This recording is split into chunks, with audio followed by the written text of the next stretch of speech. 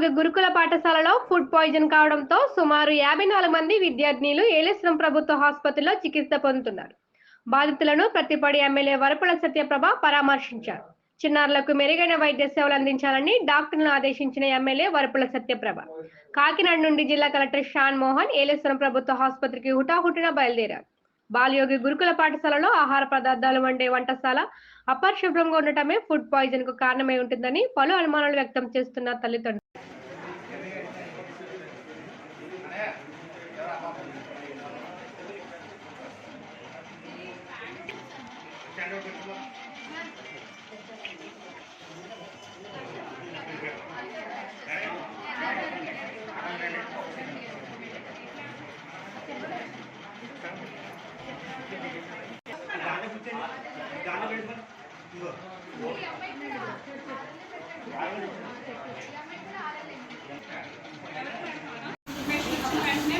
వాళ్ళు పనాలు చేస్తారు. అంటే ఇప్పుడు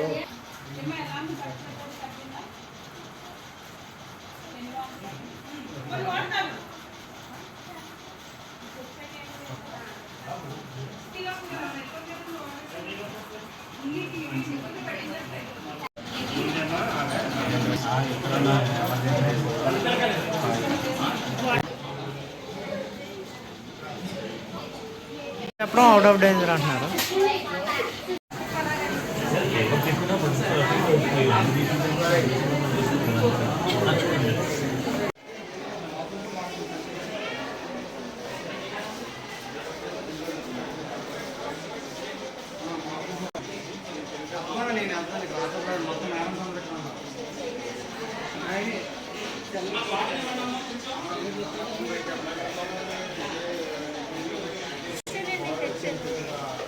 బాబు బాబు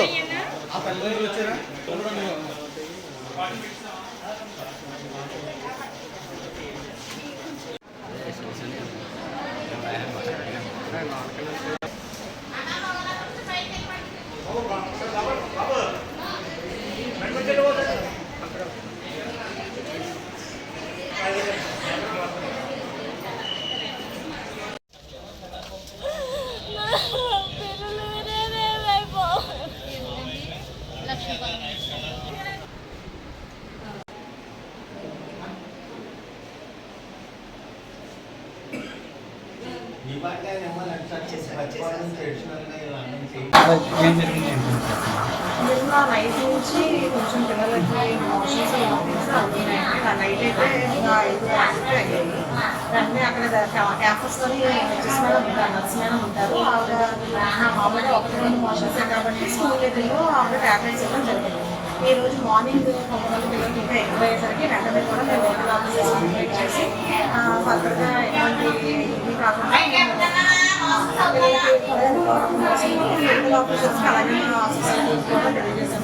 కూడా ఇన్ఫార్మ్ చేసాం. హాస్పిటల్